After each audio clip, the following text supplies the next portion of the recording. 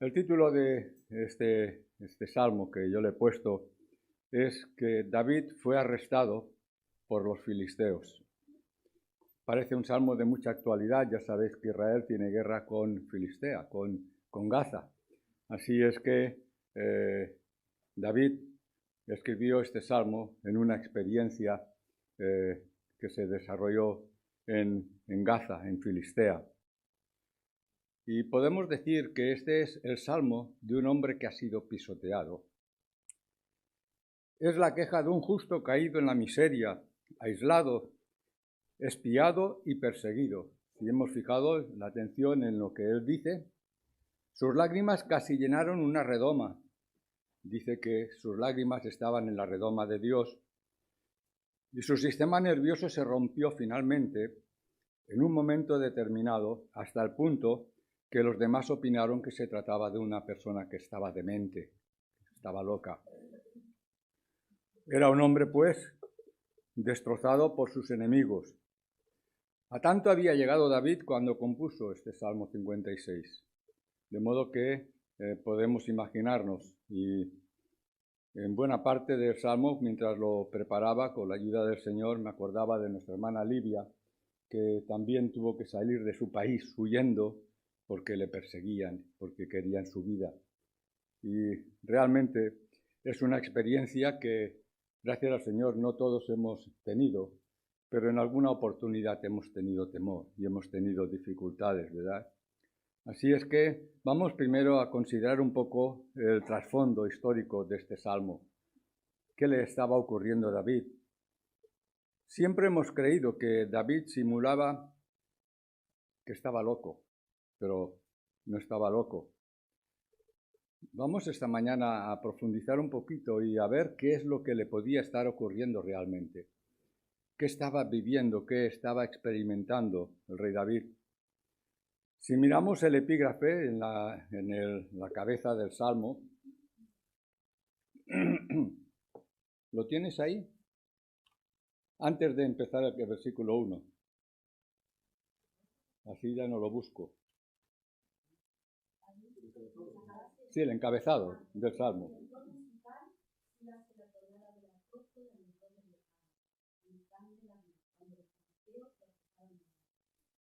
Es exacto. Ahí ya queda claro cuál era la situación en que estaba viviendo, y eso de Mictam no está muy claro qué significa.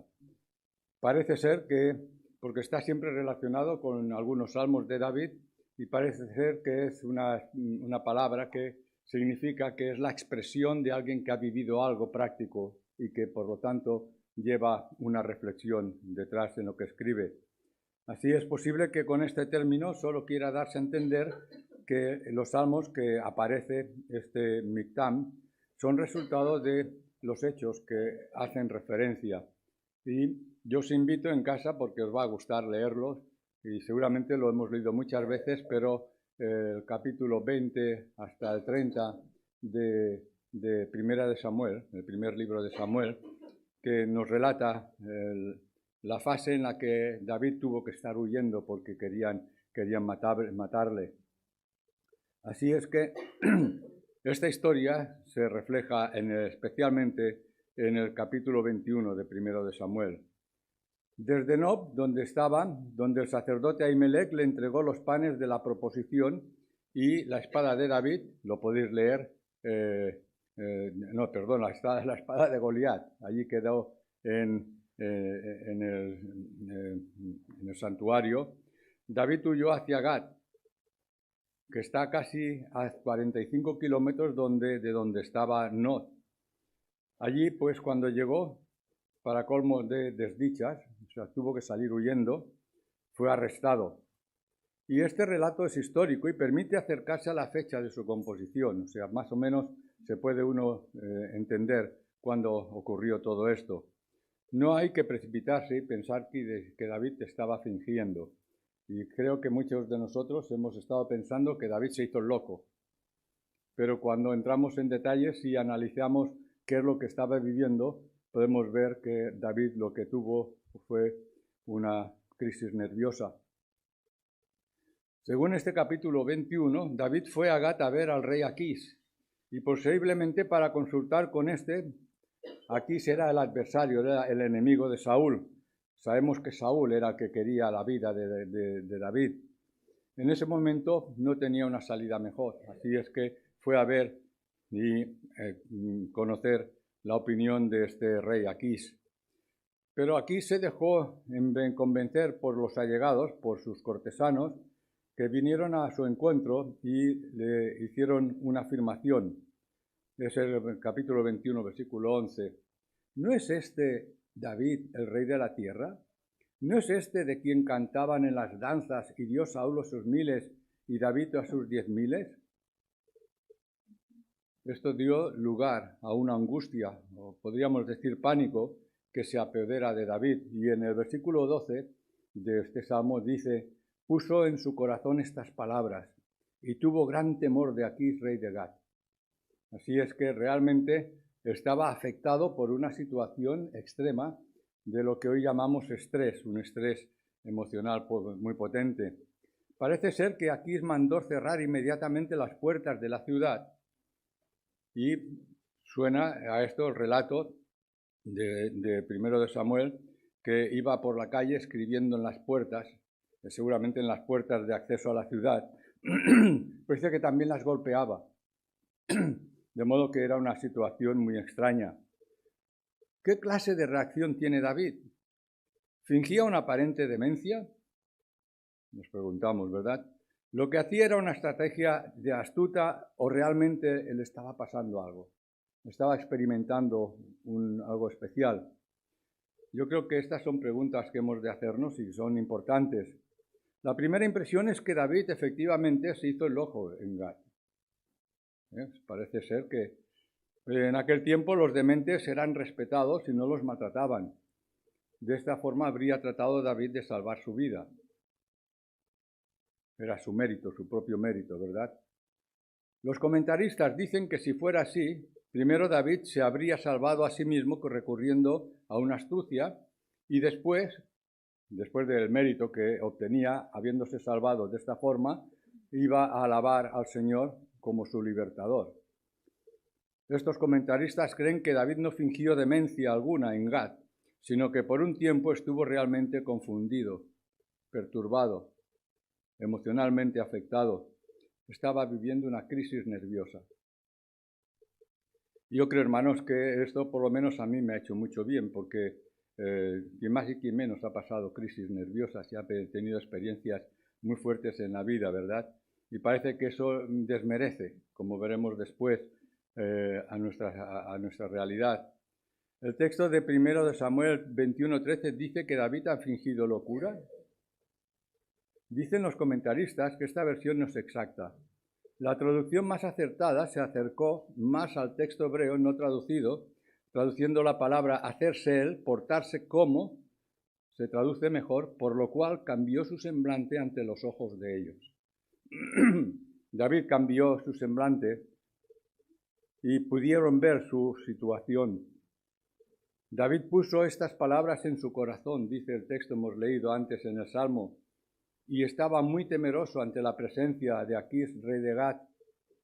Él cambió respecto a sus facultades intelectuales, en presencia de ellos, y se comportó en manos de ellos como un loco, golpeaba las puertas del portón y dejaba correr su saliva por la barba.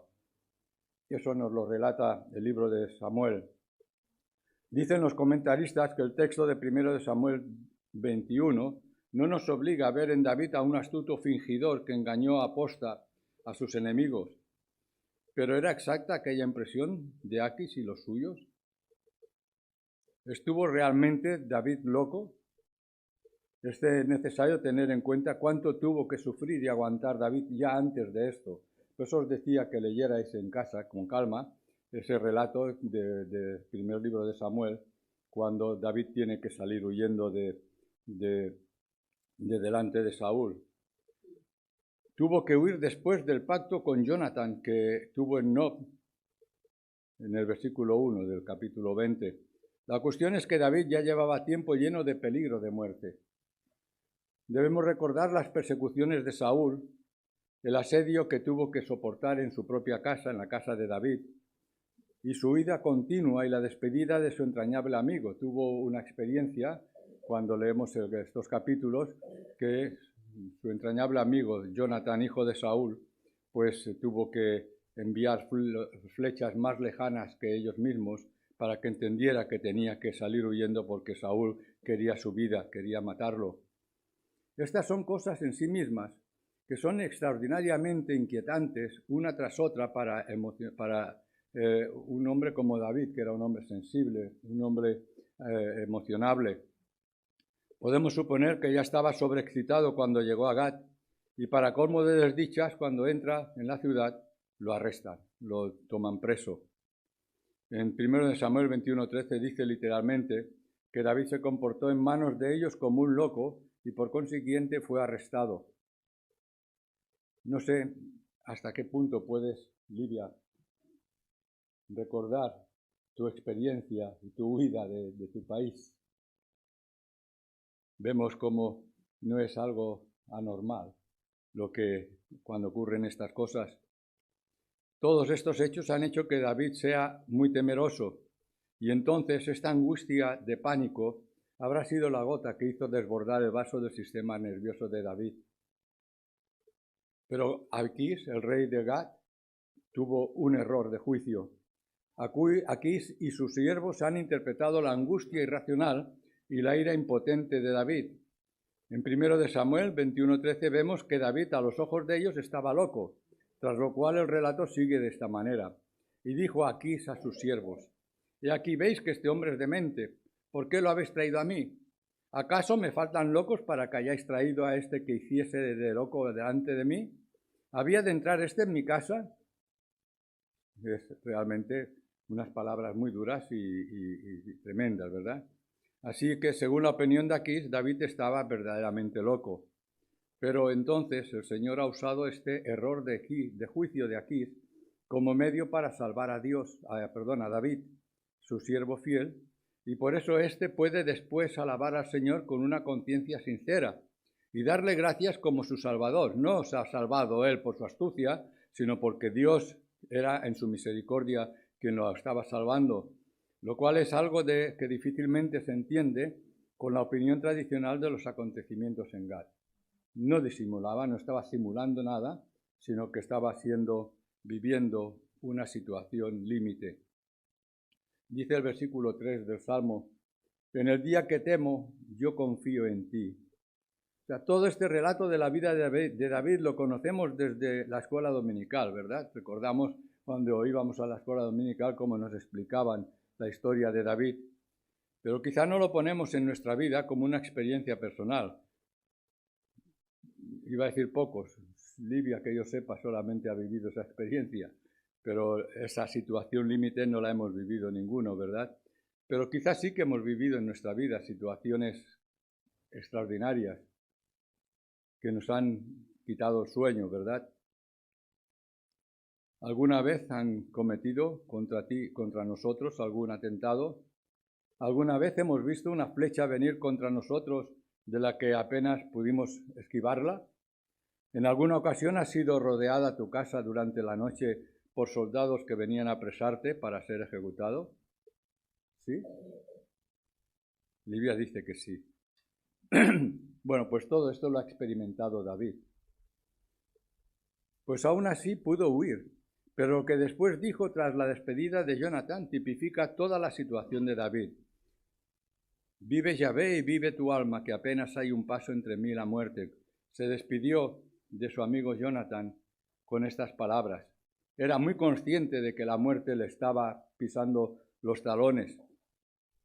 Desde los Salmos de David en este periodo podemos imaginarlo viviendo en el desierto pedregoso de Judá. Los que hemos tenido el privilegio de visitar Israel conocemos cómo es ese desierto. Es un desierto lleno de piedras, un desierto muy especial. Un hombre que de pronto había perdido su mujer. Leeros el capítulo 30 porque es muy interesante. Había perdido su mujer porque vinieron unos que asaltaron. Ellos estaban con David, con sus hombres, habían salido, y vinieron unos y se llevaron a las mujeres y los niños. Luego tuvieron que ir a a buscarlos y tuvieron una experiencia muy amarga sobre todo esto. Su amigo, su casa, su trabajo, había perdido todo. Su libertad, su honor, su comida y bebida. Estaba viviendo en el desierto con unas circunstancias realmente duras. Era un hombre exiliado cuya vida ya no estaba segura en ninguna parte. Así estaba viviendo David. Y al leer el Salmo 56, como hemos leído antes, debemos verlo andar cautelosamente por el montañoso país judío, por las tierras que hablaba, subiendo cautelosamente cada montaña, haciendo guardia, apostado al anochecer, ¿no? Estaba perseguido, ¿por dónde le podía venir el ataque? Y cuando ya no podía más, se echaba a descansar en una cueva. También podemos imaginarlo levantarse en medio de la noche para orar, para recibir un respiro, un oxígeno de atención, pero tenía que estar con el oído presto para los ruidos que podían estar cerca. Dormitaba, sobresaltarse, escuchar, volverse a levantar, día y noche en tensión. Debemos verlo hacer recuento de su provisión de pan y agua en esos versículos que no hemos leído porque son varios capítulos, pero que merece la pena. Va a buscar a Eliezer los panes de la proposición. Necesitan pan, necesitan alimentarse. Y pensar cada día, cada hora, que debía tener en cuenta posibles emboscadas. Pero también tenía cosas y pensamientos positivos, como era haber sido el vencedor de Goliat, haber sido aclamado como héroe nacional.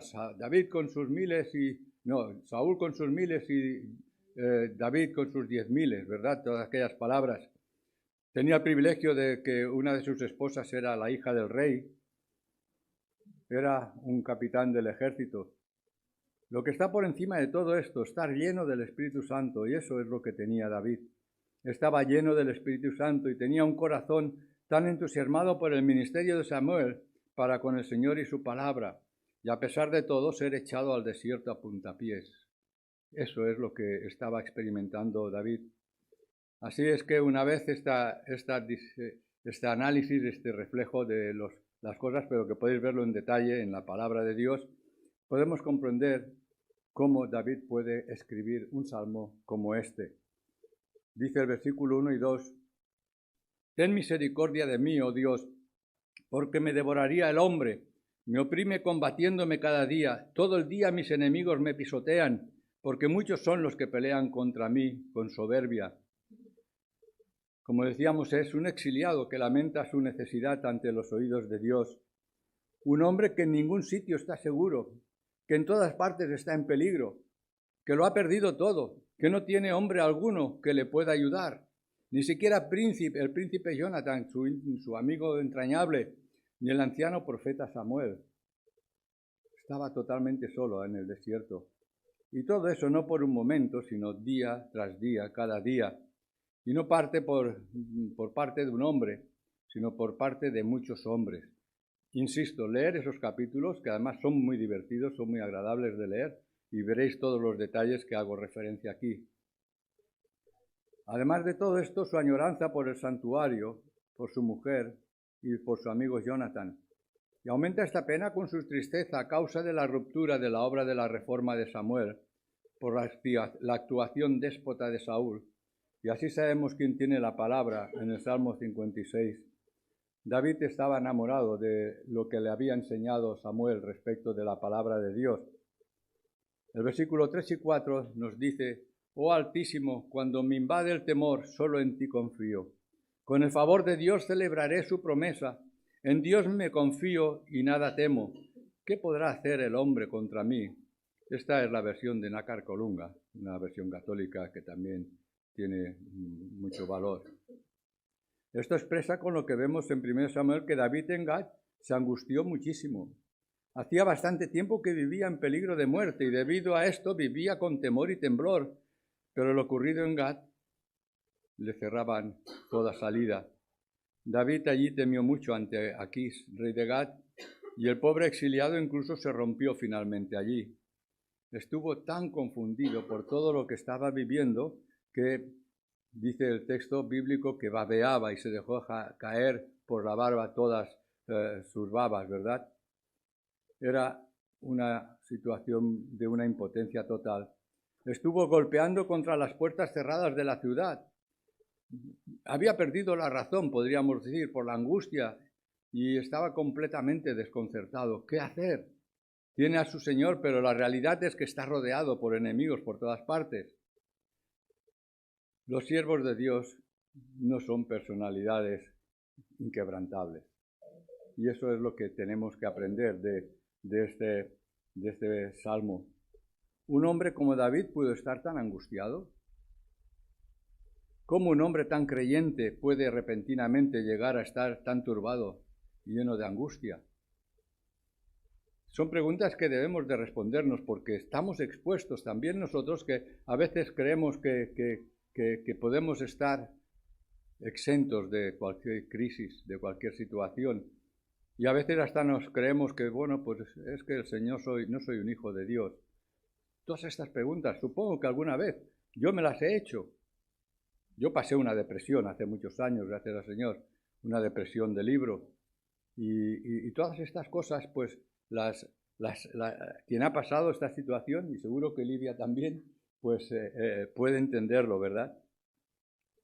Esto quizá choque algo a algunos. David, el que es poeta y autor de los salmos, el varón según el corazón de Dios, perdía la razón por angustia y se queda como loco por la miseria. ¿Podía padecer David una crisis nerviosa y perder los estribos? Podemos, o sea, apropiémonos también esa reflexión que tenemos aquí delante de este salmo. Esto encaja mal en la predilección que muchos han tributado siempre a personalidades poderosas y a figuras, porque todos necesitamos tener un referente, alguien que decimos, mira, esta persona es una persona que yo quisiera ser como ella, ¿no? Todos hemos querido tener personas de este tipo, pero todos estamos expuestos a los temores. Y esto le ocurrió a David con su barba babeante, precisamente ahora, a las puertas de Gat. Es el antitipo cabal de alguien por el que te puedes apasionar. En estas circunstancias a David no lo tenemos como referente, ¿verdad? Pero aquí nos equivocamos en nuestro pensar cristiano y reaccionando con ideas cristianizadas que en esencia son puramente humanas. Yo recuerdo cómo en momentos de crisis y de problemas pues, familiares, por la muerte de un familiar, pues necesitar descargar el alma y que alguien piadoso venir a decir, un hijo de Dios no llora, ¿verdad? No sé si alguna vez os ha ocurrido, pero puede ocurrir. O quizás nosotros mismos pensamos, ¿cómo está tan apesadumbrada la persona que está pasando esa crisis o está viviendo esa situación? Bueno, pues nos gusta tener cabezas inteligentes, nos gusta tener referentes. O sea que con esas personalidades se encaja mal un hombre que se enfurece, saca sus uñas contra las puertas del porticón y deja correr la saliva por su barba. Realmente es que David pues tuvo una crisis fuerte. ¿Qué clase de impresión había causado fuera de Gat? La de un hombre pobre, miserable, muchas veces con ojos húmedos y labios temblorosos. Él mismo lo reconoce en el Salmo 56, en el versículo 8. Pon mis lágrimas en tu redoma. Lo hemos leído, el Salmo, el versículo 8. Pero, ¿qué hizo David? ¿Qué estaba haciendo David? Huir. Y en el desierto, pues tenía, me imagino, su arpa, que era algo inseparable, y tocar salmos de música. Esto es realmente muy piadoso, pero en nuestra época, y en alguien como David, habría poco de qué gloriarse ante un cristianismo mundanalizado. Hermanos, es cierto, la reflexión que nos traen los comentaristas nos lleva a analizar cuál es nuestro entorno y cuál es también nuestra actitud y nuestra disposición respecto de estas cosas. Pero mira, el Señor liberó a Israel por medio de este hombre, David. Este David, luego Dios lo utilizó de una forma maravillosa. Y yo pregunto, hermanos, ¿no obra siempre así el Señor? Mirad, es así como el Señor actúa en su reino. En 1 Corintios dice el apóstol en el capítulo 1, versículos 28 y 29, y lo vil del mundo y lo menospreciado escogió Dios y lo que no es para deshacer lo que es, a fin de que nadie se jacte en su presencia. Hermanos, el Señor no libró a Israel del periodo pantanoso de la época de los jueces, usando a tipos como Sansón, que ya sabéis que era un gamberro, que se dedicó a la buena vida, sino que liberó al pueblo de Israel por un David, que pudo quedar totalmente desconcertado, de forma y manera que Gad incluso creyeron que era un loco, que era un demente. Y es triste oír las palabras blasfemas del príncipe filisteo sobre David. ¿Acaso me faltan locos? ¿De qué forma tan lamentable estaban menospreciando a alguien que estaba sufriendo tanto? Pero así ocurrió, hermanos, exactamente igual a otros líderes posteriores a David. En una ocasión, Elías también sufrió una profunda depresión. Ahora le llaman depresión nerviosa, ¿verdad? Como consecuencia de ella se derrumbó. Todos conocemos la experiencia de Elías. Profundamente deprimido debe haber estado cuando oró: basta ya, oh Yahvé, quítame la vida. Fue un hombre que se cansó de ser profeta. ¿Seguimos con la lista? Un tal Jeremías, que se ganó el título de profeta llorón, dice en el capítulo 20, cada día he sido escarnecido, cada cual se burla de mí. Aquel Jeremías también ha llorado mucho, incluso como un hombre ha conocido momentos en que invocó a su madre, en el capítulo 15, versículo 10. ¡Ay de mí, madre mía, que me engendraste hombre de contienda y hombre de discordia para toda la tierra! Nunca he dado ni tomado un préstamo, y sin embargo todos me maldicen. ¿Queréis otro ejemplo? Daniel estuvo agotado, estuvo pasándolo mal y estuvo unos días enfermo. Dice en el capítulo 8 de su libro, versículo 27, yo, Daniel, quedé quebrantado y estuve enfermo algunos días. Cuando me levanté atendí los negocios del rey, pero estaba espantado a causa de la visión y no la entendía. Bueno, pues vemos cómo Dios utiliza a personas que pasan estas circunstancias. De todos estos justos que sufrieron, Isaías profetizó: no hay parecer en él ni hermosura. Le veremos más inatractivo para que le deseemos. ¿De quién está hablando Isaías? Despreciado y desechado entre los hombres, varón de dolores, experimentado en quebrantos, podemos decir destrozado por los nervios. Está hablando de Jesucristo, de nuestro Señor Jesucristo. Y como escondimos de él el rostro, de la misma forma que David en Gad fue menospreciado. ¿No veis, pues, dijo el rey Aquís, no veis, pues, que es un hombre furioso y no lo estimamos? Hermanos, el mismo Señor Jesucristo, burlado, revestido, escupido y después crucificado, como se crucificaban entonces a las personas desnudas, desnudo colgado en aquella cruz. La noche anterior a esa experiencia, el día de su muerte, estuvo abatido de angustia sobre la tierra en Getsemaní, ¿no? Dice el texto bíblico que tomando a Pedro, comenzó a entristecerse y a angustiarse en gran manera. Nuestro Señor Jesucristo. Entonces Jesús les dijo: mi alma está muy triste. Y Mateo nos revela que en el capítulo 26, 37 y 38, y era su sudor como grandes gotas de sangre que caían hasta la tierra.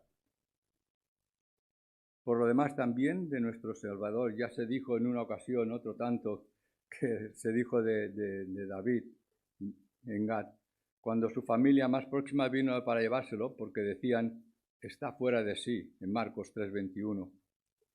Bueno, así fueron tratados frecuentemente los más fieles siervos de Dios. Esta es una circunstancia que no es nueva y que Dios utilizó a esos hombres de una forma maravillosa, ¿verdad? Dice el versículo 5 y 6 de nuestro Salmo: todos los días ellos pervierten mi causa, contra mí son todos sus pensamientos para mal. Se reúnen, se esconden y miran atentamente mis pasos, como quienes acechan a mi alma. Aquí David confiesa sus experiencias en Gat y en todas las que había vivido últimamente. Habían sido traidores, aduladores, zalameros, que aprovecharon la oportunidad de adular al rey Saúl. Y Saúl encendido contra David. Dirigentes como Saúl llevan consigo forzosamente personas semejantes. También dentro del pueblo de Dios hemos de tener en cuenta que en Israel se divulgó bastante difamación sobre David y que las mentiras más infundadas encontraron crédito. Parece que estas cosas no tienen remedio, ¿verdad? En nuestros días ocurren exactamente igual. Así que vemos en estos versículos cómo han perjudicado a David. ¿No oprimieron así siempre en la iglesia a los impíos, a los justos, y persiguieron a los profetas? ¿No oprimieron así a Elías, Jeremías, al Señor Jesús y al apóstol Pablo, mediante intrigas y tergiversando sus palabras, y siguiendo con espías y con ojos su hacer y dejar de hacer, como observadores religiosos? Bueno, hermanos, no hay nada nuevo debajo del sol. Las cosas son así. La Iglesia siempre ha sido perseguida. Todavía recordamos, los más mayores, la experiencia que vivíamos en este país cuando éramos declarados herejes y protestantes. Bueno, era una situación que nuestros jóvenes, gracias a Dios, no la han vivido, no lo saben lo que es. Bueno, pues todo lo que estamos diciendo no habría hecho más que enfermar de los nervios a un hombre.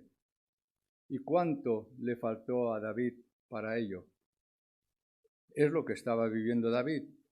Por eso dice el versículo 7, libéranos de su malignidad y derriba a los paganos en tu favor, oh Dios.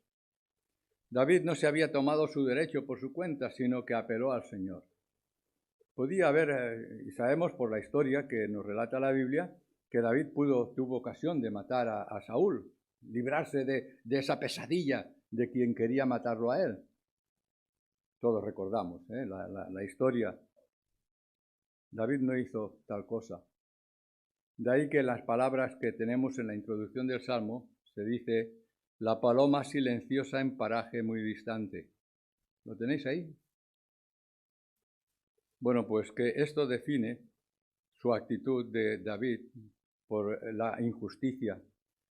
O sea, una paloma perseguida que está triste y no hace ruido alguno. David espera que Dios, su salvación, o sea, que sea Dios quien le salve. A él se dirige ahora con esta súplica, derriba a los pueblos. ¿A qué se refería cuando dice estas palabras? Se refería a sus hermanos israelitas enemigos que le perseguían con Saúl a la cabeza, los cuales se comportaron frente a él efectivamente como paganos. ¿Cómo puede ser? Los suyos estaban realmente junto con Saúl persiguiéndolo. ¿Habría salida para ellos en tanta maldad? ¿Podría el Señor dejar esto sin castigar? Hay otra versión que dice, libéranos de su malignidad. El versículo 8 y 9 nos dice, mis huidas tú has contado, pon mis lágrimas en tu redoma, ¿no están ellas en tu libro?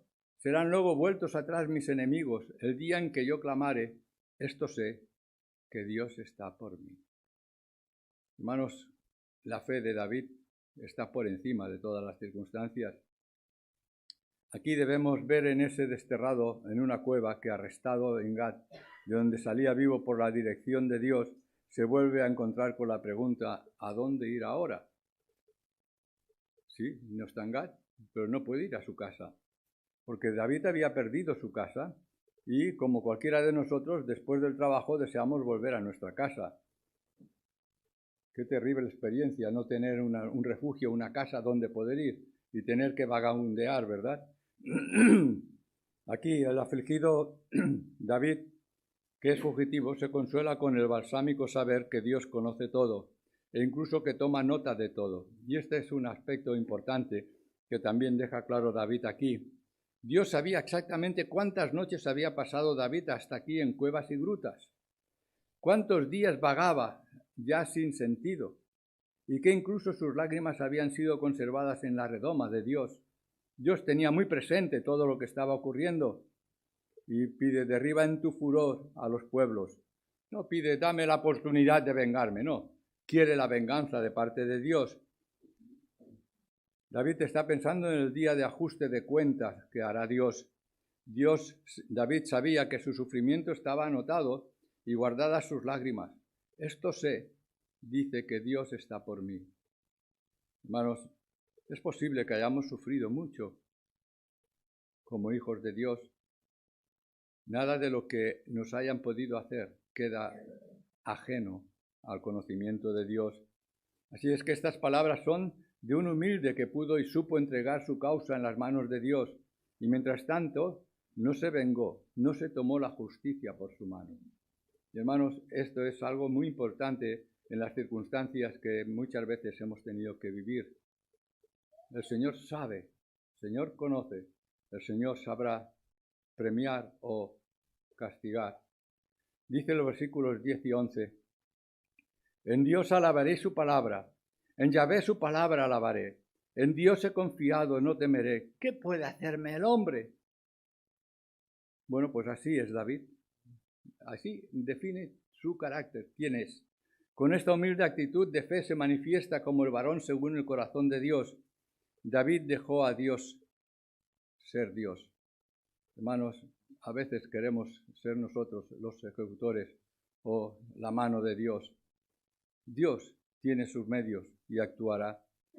Muestra un conocimiento y una asimilación de la palabra de Dios extraordinario. Para él la palabra de Dios será la Torá, el Pentateuco que estamos estudiando los jueves, ¿verdad? David se gloría de esa palabra y que le había traído Samuel, el último juez y el primer profeta, como sabemos todos. No confió en estratagemas ni en su creciente poder militar, sino en esta promesa del Señor, el cual no puede mentir y según el firme convencimiento de David, se basta a sí mismo para cumplir a su tiempo sus promesas. Dios cumplirá, Dios hará, pasará revista. Así es que David no precisó destacarse. Aquello era asunto del Señor. Y en ello David no quería anticiparse a él de forma incrédula y no pasando, aunque pasara situaciones nerviosas, de problemas nerviosos, ni de actividad. Era el siervo de Dios, no lo voy a matar. Realmente era una experiencia que David conocía muy bien, dejar en las manos de Dios las cosas. Y en este ensalzar la palabra o promesa del Señor está el misterio de la actitud de David durante su periodo de huida, en el que no levantó bala alguna contra Saúl, y en un 100% entregó la realeza en las manos de aquel que se la había prometido a David. Hermanos, esto es algo que debemos de grabar con letras de oro en nuestro corazón. Todo esto es una prueba de cuán confiadamente vio David los problemas. Saúl era ciertamente grande e ilustre, pero David tenía junto a sí a su Señor. Sé que el Señor está por mí. El poder de Saúl era simplemente un poder carnal, humano.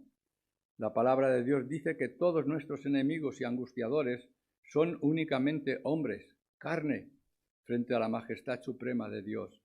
No debemos de olvidar nunca esto. Dice nuestro Señor Jesucristo en Lucas 12, 4 y 5, pero os enseñaré a quién debéis temer. Temed a aquel que después de haber quitado la vida, tiene poder para echar en el infierno. Sí, os digo, a este temed. Palabras de nuestro Señor Jesucristo. Y llegamos a los versículos 12 y 13. Sobre mí, oh Dios, están tus votos. Te tributaré alabanzas, porque has librado mi alma de la muerte y mis pies de caída para que ande delante de Dios en la luz de los que viven. David, durante las tensas horas en Gat, cuando fue reconocido como el vencedor de Goliat y luego arrestado por los siervos de Aquís, el rey, oró al Señor desde su enorme angustia y había prometido seguramente cosas y sacrificios de alabanza. Posiblemente David hizo promesas desde el pánico angustioso y crisis de nervios en que cayó en Gat. Si estos versículos 12 y 13 son la expresión de su confianza, son el lenguaje de la fe. ¿Lo leemos de nuevo? Sobre mí, oh Dios, están tus votos. Te tributaré alabanzas, porque has librado mi alma de la muerte y mis pies de caída, para que ande delante de Dios en la luz de los que viven. Realmente la fe está por encima de las circunstancias. Precisamente David ha expresado en muchas ocasiones su confianza en el cumplimiento futuro de las promesas de Dios y hablando sobre ellas como si Dios ya las hubiera cumplido. Dice el versículo 13, porque tú has librado mi alma. Pues si está sufriendo, pero tiene una fe que ya lo ve cumplido, como Dios iba a obrar en su vida. Así es que estos versículos nos hablan de una fe firme, una fe sincera. David se veía aquí en el futuro, ya totalmente liberado del siempre amenazante peligro de muerte por parte de Saúl y los suyos, y se vio ya entrado en el santuario para pagar el Señor sus promesas. A pesar de que en el tiempo de este salmo aún se hallaba plenamente en peligro de vida, y entonces habla ya como un exiliado. Hermanos, eso es confiar en las promesas de Dios, y ese tono fundamental hace a este salmo tan apreciado. Os dejo con las palabras que el Señor nos ha dicho respecto de este salmo. El Señor está por nosotros. Que el Señor nos bendiga.